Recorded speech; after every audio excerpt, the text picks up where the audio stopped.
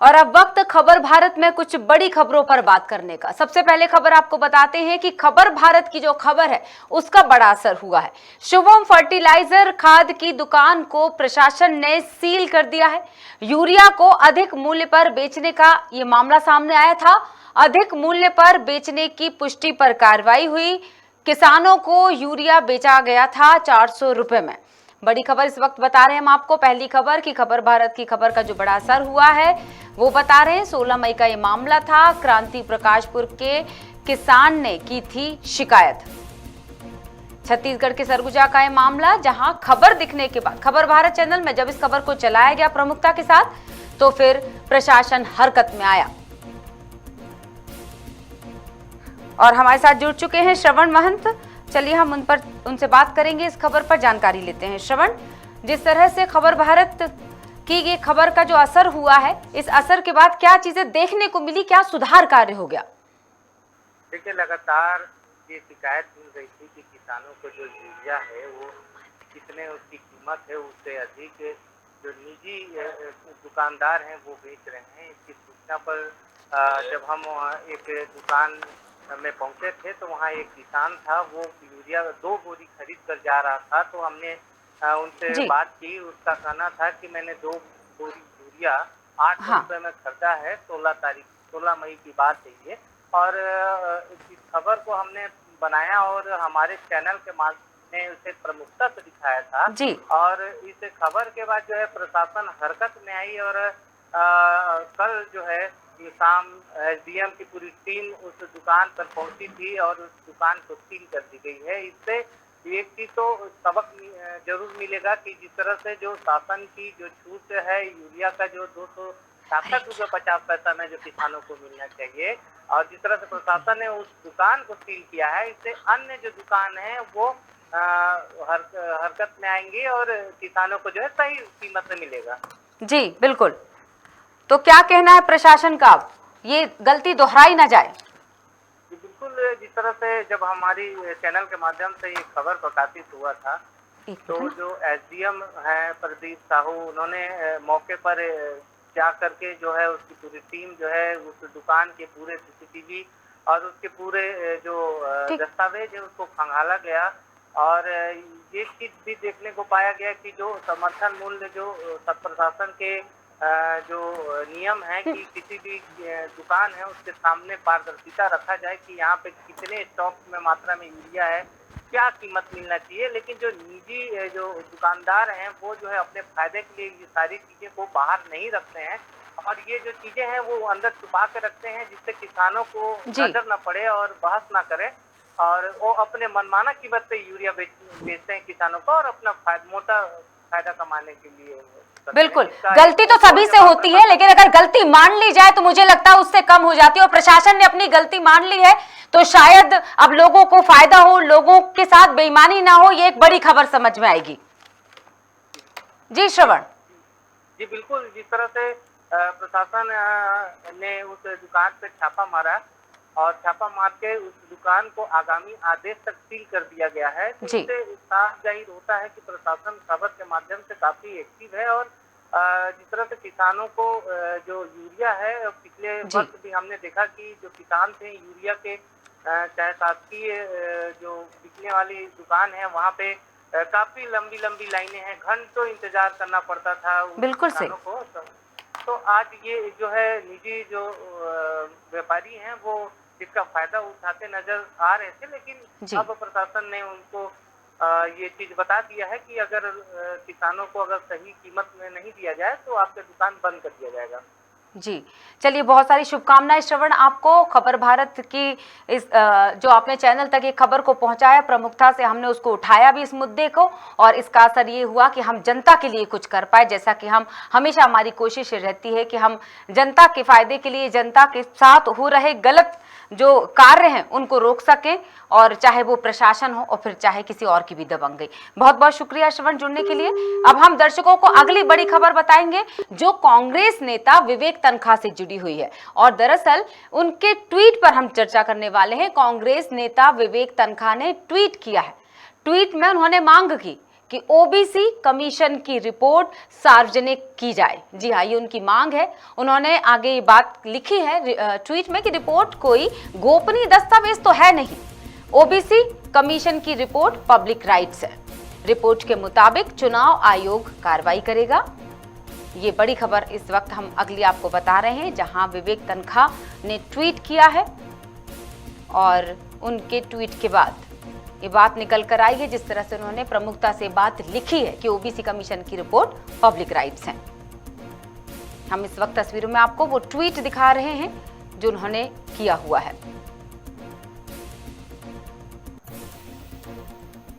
कांग्रेस के दिग्गज नेता हैं विवेक तनखा, जाने माने अधिवक्ता हैं, विधि विशेषज्ञ कहे जाते हैं, जो कि काफी दिग्गज विधि विशेषज्ञ हैं और उन्होंने ये ट्वीट किया है। कानून की बारीकियों से वाकिफ हैं विवेक, और विवेक तनखा ने ट्वीट करते हुए मांग की कि ओबीसी कमीशन की रिपोर्ट सार्वजनिक की जाए, क्योंकि रिपोर्ट कोई गोपनीय दस्तावेज नहीं है। इस वक्त हम स्क्रीन पर आपको विवेक तनखा का वो ट्वीट भी दिखा रहे हैं।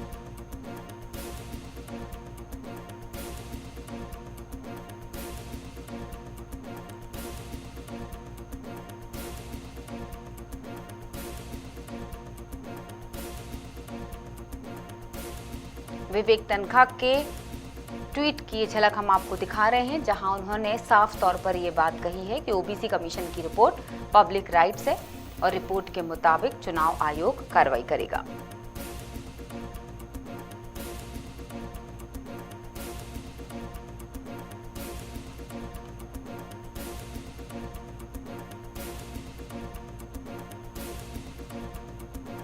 और इस पर हम चर्चा करते हैं सीनियर रिपोर्टर खबर भारत से भोपाल से हमारे साथ जुड़े हुए प्रदीप तलरेजा, हम उनसे चर्चा करेंगे। प्रदीप, जिस तरह से विवेक तनखा ने ट्वीट किया है और उनकी बात की वजनदारी काफी है पार्टी में, क्या कहेंगे?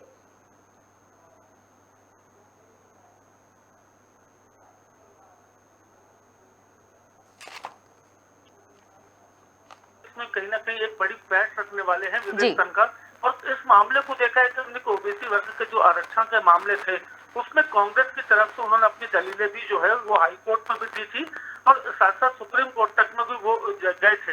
लेकिन सबसे बड़ी बात ये है कि ओबीसी आरक्षण का श्रेय लेने की हर एक दूसरा व्यक्ति कोशिश कर रहा है, चाहे वो भारतीय जनता पार्टी हो चाहे कांग्रेस हो। देखिए, पहले कुछ दिन पूर्व ही जो हमने देखा कि माननीय सुप्रीम कोर्ट के द्वारा एक आदेश जारी किया जाता है कि बिना ओबीसी आरक्षण के मध्य प्रदेश के अंदर पंचायत हो चाहे निकाय हो चुनाव हो, उसको कहीं ना कहीं फिर से जो है बिना आरक्षण के चुनाव कराया जाए, ऐसा निर्वाचन आयोग, राज्य निर्वाचन आयोग को उन्होंने निर्देशित किया था। साथ साथ ये भी कहा था कि अगले 2 हफ्ते के अंदर जो है इसकी अधिसूचना जारी की। देखिए, ये पूरा मामला हुआ, इसके बाद कहीं ना कहीं फिर से प्रदेश सरकार जो है, शिवराज सरकार जो है वो सॉलिसिटर जनरल तुषार मेहता से मिलती है, फिर से रिपीटिशन जो होती है उसको दायर करती है। देखिए, दायर होने के बाद फिर उस पर कोर्ट में सुनवाई होने के बाद एक फैसला आता है कि जो सर्वे रिपोर्ट जो आई है, जो ओबीसी सर्वे की रिपोर्ट है, उसको आधार मानते हुए कहीं ना कहीं ट्रिपल टेस्ट किए बिना जो है वो ये कह दिया जाता है कि 50% से अगर आबादी कम है तो ओबीसी आरक्षण के आधार पर प्रदेश के अंदर पंचायत के चुनाव हो चाहे निकाय चुनाव वो होने चाहिए। देखिए, इस पूरे मामले को लेकर जब ये पूरी रिपोर्ट जो है वो जो ओबीसी कमीशन की जो आयोग की रिपोर्ट थी उसका हवाला कहीं ना कहीं सुप्रीम कोर्ट में दिया गया, उसी की बात को वो कहते हुए नजर आ रहे हैं कि एक जो मांग विवेक तनखा रखी, देखिए ये पब्लिक राइट्स है, इसका जो सीधा सीधी बात है वो पब्लिक से जुड़ी हुई चीज है। उसे ओबीसी आयोग को जो उसकी रिपोर्ट जो उन्होंने सुप्रीम कोर्ट में सौंपी है वो सार्वजनिक की जानी चाहिए, क्योंकि वो गोपनीय रखने वाली रिपोर्ट नहीं है। और ऐसे में साथ साथ ये भी एक जो बात है उन्होंने कही है साफ तौर पर कि जो ये पूरी जो अगर जो कोर्ट ने जिस चीज को तथ्य माना है उस तथ्यों के आधार पर, उस आयोग की रिपोर्ट के आधार पर आगे चुनाव आयोग जो भी जो कार्रवाई है वो उसे करना है।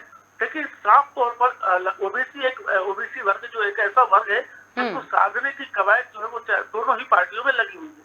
जी बिल्कुल, जिस तरह से पार्टी लगातार कई मुद्दों पर चर्चा कर रही है, खासतौर से पक्ष के द्वारा की गए जो भी कार्य हैं, क्योंकि ओबीसी की जो लड़ाई जो जीत हुई है वो बीजेपी सरकार की मानी जा रही है, जिसको लेकर कई समारोह भी हो रहे हैं, इससे वाकिफ है हम सभी। तो शायद ये एक जो राइट्स बनता, उन्होंने जिस राइट्स का हवाला दिया है कि आखिर उसको चुनाव आयोग उस पर जो कार्रवाई करेगा रिपोर्ट के मुताबिक, और उस रिपोर्ट को पब्लिक किया जाना चाहिए, तो ज़रूर उसमें कोई ना कोई आधार विवेक तनखा का ज़रूर रहा होगा। फिलहाल के लिए बहुत बहुत शुक्रिया प्रदीप जुड़ने के लिए। और इसी के साथ अब आपको अगली बड़ी खबर की तरफ लेकर चलेंगे, जो कि नरसिंहपुर जिले से आ रही है। और नरसिंहपुर जिले के अंतर्गत आता है गाड़ावारा तहसील, जहां से बड़ी खबर आपको बता रहे हैं।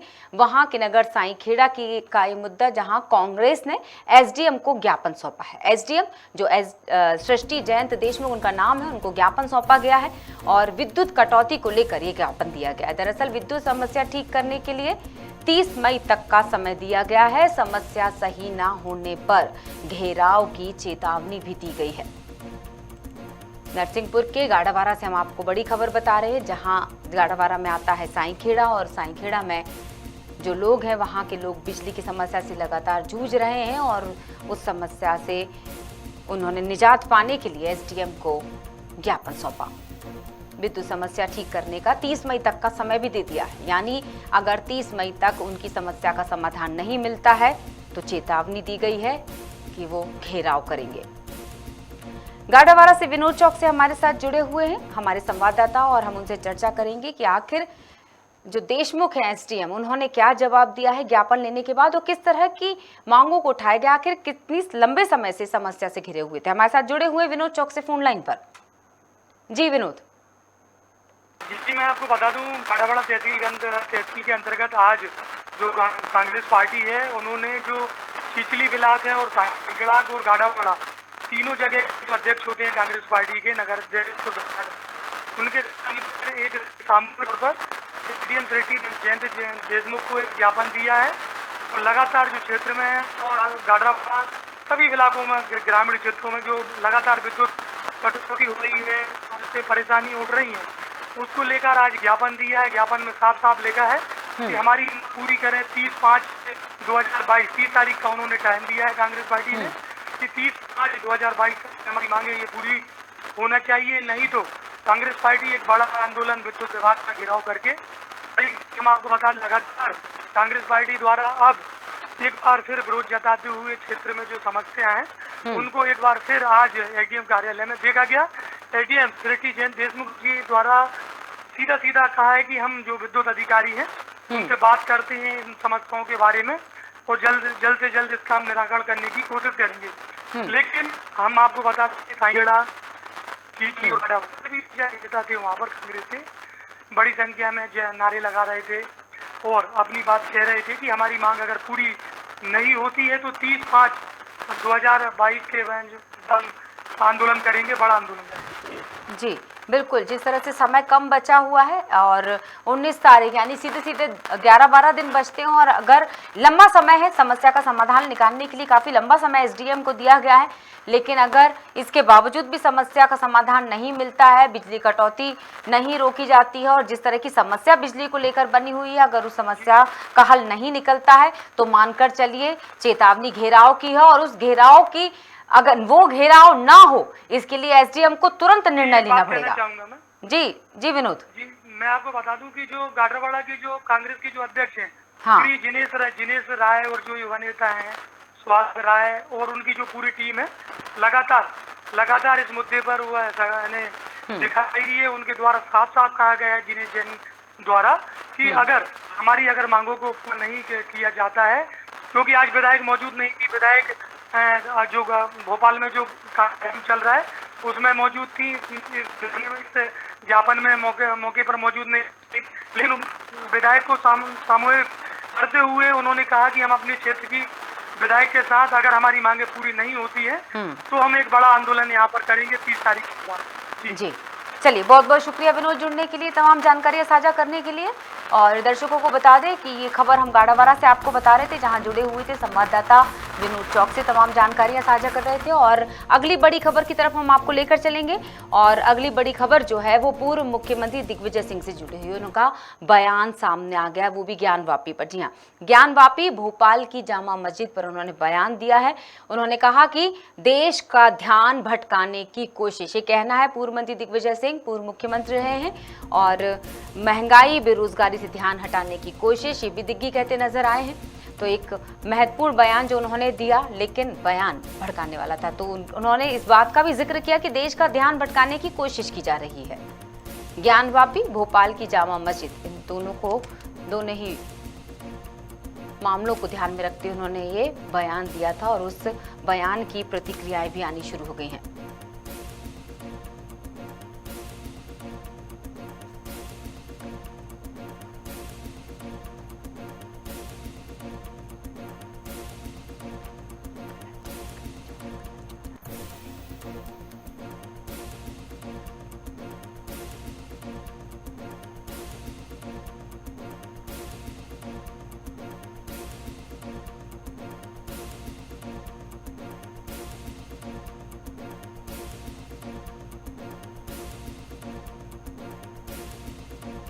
हम देख रहे हैं कि फिलहाल मैं आपको विवेक तनखा वाली उस खबर को रिपीट कर देती हूँ जिस खबर को लेकर हमने चर्चा की थी। रिपोर्ट के मुताबिक चुनाव आयोग कार्रवाई करेगा, ये महत्वपूर्ण खबर है। हम दर्शकों को एक बार फिर से बता रहे हैं, कांग्रेस नेता विवेक तनखा ने ट्वीट किया था और उस ट्वीट पर हमने चर्चा भी की थी। तनखा ने कुछ मांगे रखी थी और उसमें सबसे महत्वपूर्ण था कि रिपोर्ट को सार्वजनिक किया जाए, ओबीसी कमीशन की जो रिपोर्ट आई थी। और अब हम अगली जो बड़ी खबर है जो आपको बता चुके हैं, एक बार फिर से दोहराया जाएगा पूर्व मुख्यमंत्री दिग्विजय सिंह के बयान को, जिसमें उन्होंने ज्ञानवापी और भोपाल की जामा मस्जिद पर बयान दिया है। देश का ध्यान भटकाने की कोशिश, कहना है दिग्विजय सिंह का, पूर्व मुख्यमंत्री, महंगाई बेरोजगारी से ध्यान हटाने की कोशिश, ये कहा है दिग्विजय सिंह ने। और हमारे साथ प्रदीप तलरेजा जुड़े हुए हैं, सीनियर रिपोर्टर खबर भारत भोपाल से। हम उनसे चर्चा करेंगे कि आखिर दिग्विजय सिंह ने बयान दिया है, उस बयान के क्या मायने निकाले जाएं। ज्ञानवापी और भोपाल की जामा मस्जिद को लेकर जो उन्होंने बात कही है, वो बात का आधार क्या है। हमारे साथ जुड़े हुए हैं प्रदीप तलरेजा, चलिए हम उनसे बात करेंगे। जी प्रदीप। देखिए, बिल्कुल वो मुख्यमंत्री हैं दिग्विजय सिंह, और दिग्विजय सिंह के कई जो बयान हमने देखे उनके कई मायने भी निकाले जाते हैं। क्योंकि ज्ञानवापी का जो मामला लगातार देश के अंदर देखा जा रहा है, लगातार पूरी जांच रिपोर्टें हो चुकी है, लगातार कई नतीजे जो है वो भी निकलते हुए देखे जा रहे हैं। लेकिन कहीं ना कहीं आज एक मंच के द्वारा जो है आज भोपाल की जो जामा मस्जिद है उस पर भी कहीं ना कहीं सवालिया निशान जो है वो न लगाया था। उन्होंने याद कहा था कि ये भी मंदिर की जगह है और उसको जो है वो अब मस्जिद के रूप में हक कर दिया जाए। देखिए, इस पूरे मामले को लेकर के खुद दिग्विजय सिंह ये कह रहे हैं कि जो भारतीय जनता पार्टी है उसके द्वारा इस प्रकार के पूरे काम किए जा रहे हैं, जबकि देखिए देश में महंगाई है, बेरोजगारी है, ऐसे कई तमाम मुद्दे हैं, उस पर ध्यान नहीं, उस पर जो आम जनता का ध्यान है उससे कहीं ना कहीं ध्यान हटाने के लिए इस प्रकार के जो मुद्दे हैं तो भारतीय जनता पार्टी के लोग जो है वो करते हुए देखे जा रहे हैं। लेकिन बीजेपी हमेशा निशाने पर रहती है दिग्विजय सिंह के, और दिग्विजय सिंह ऐसा कोई मौका नहीं छोड़ते हैं कि वो बीजेपी को कहीं ना कहीं सवालों के घेरे में खड़ा करते हुए। बिल्कुल। अब चूंकि महंगाई बेरोजगारी से ध्यान हटाने वाली बात कही है दिग्विजय सिंह ने, तो महंगाई से ख्याल आया, ये भी बता दें दर्शकों को, सिलेंडर फिर से महंगा हो गया है। तो वाकई महंगाई और बेरोजगारी तो के आंकड़े जो कह रहे हैं उसको भी नजरअंदाज नहीं किया जा सकता, चाहे वो पूर्व मुख्यमंत्री दिग्विजय सिंह इस बात को उठाएं या फिर आम जनता ही क्यों ना ये सवाल करे कि महंगाई बढ़ती चली जा रही है, मतलब एक आम आदमी की जेब पर फिर भारी पड़ रही हैं चीजें। जी प्रदीप। देखिए, निश्चित तौर पर लगातार जिस प्रकार से महंगाई है अपने चरम पे है, और लगातार आज की जैसे आपने बात की कि रसोई गैस जो है कहीं ना कहीं महंगा जरूर हुआ है। देखिए, 3 रुपए से ज्यादा का जो दाम है आज वो फिर से एक बार बढ़ा है। और ऐसे में जो चाहे विपक्ष की पार्टियां हों, चाहे वो कांग्रेस की बात हम जैसे लगातार प्रदेश में कर रहे हैं, देखिए इस तमाम मुद्दे को लेकर के वो मैदान पर है। देखिए, बढ़ती महंगाई की शिकायत तो हम भी है, और साथ साथ आम जनता तो हमसे ज्यादा ही पीड़ित होगी। देखिए, तमाम वो चीजें उन्होंने कही है कि महंगाई बढ़ी जरूर है, लेकिन तनख्वाहें उस हिसाब से नहीं बढ़ी, ये खुद दिग्विजय सिंह का कहना है। उन्होंने साफ तौर पर इस सवाल का जवाब जो रूप है सीधे सीधे उन्होंने मीडिया को ये कहा है कि आपकी तनख्वाहें नहीं बढ़ी हैं, आप अपने मैं आपकी बहुओं से मिलना चाहता हूँ। लेकिन निश्चित तौर पर जिस प्रकार से दिग्विजय सिंह के ये बयान है, उनका निश्चित तौर पर यह है कि प्रदेश सरकार को कैसे घेरा जाए और किस प्रकार से घेरा जाए, उसमें वो कुशल माने भी जाते हैं और लगातार कई बार सरकार को जो है वो सवालिया निशान पर खड़ा कर चुके हैं। कई ऐसे तमाम बिंदुओं में देखे हैं, चाहे बिजली का मुद्दा हो, चाहे बढ़ती महंगाई हो, चाहे भ्रष्टाचार की कई सब मामले हो, दिग्विजय सिंह हमेशा ही सरकार पर जो है वो हमला करते हुए नजर आते हैं। और देखिए निश्चित तौर पर जो ज्ञानव्यापी का जो मामला है वो काशी में चल रहा है और ऐसे में प्रदेश के अंदर इस प्रकार की चीजें आना, देखिए कहीं ना कहीं ये जो साफ तौर पर दिग्विजय सिंह कह रहे हैं कि बीजेपी को यह काम बखूबी आता है कि कैसे इन लोगों को इस तरफ से किया जाए। उन्होंने कुछ और भी चीजें कही हैं, लेकिन सबसे बड़ा जो मायना है उनका साफ तौर पर टारगेट सिर्फ बीजेपी है। उनका साफ तौर पर कहना है कि महंगाई की बातों से आप बात करेंगे तो वो आपसे बात नहीं करेंगे, भ्रष्टाचार की बात करेंगे वो आपसे बात नहीं कहेंगे, आप दूसरी चीजों के लेकर के बात करेंगे वो आपसे बात नहीं करेंगे, लेकिन वो आपको एक ही चीज कहेंगे, वो जय श्री राम रहेगी।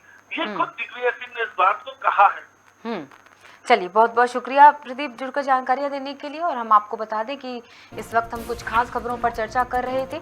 फिलहाल हम बात कर रहे थे ज्ञानवापी और भोपाल की जामा मस्जिद को दिए गए बयान की, जो पूर्व मुख्यमंत्री दिग्विजय सिंह ने दिया।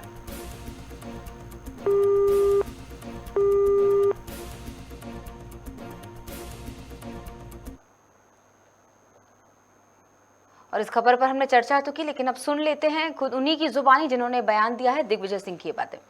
ज्ञानवापी के मामले में कांग्रेस का पक्ष साफ है कि इस देश में महंगाई बढ़ती जा रही है, रुपए का अवमूल्यन होता जा रहा है, बेरोजगारी बढ़ती जा रही है, उससे ध्यान बांटने के लिए भाजपा सब करा रही है।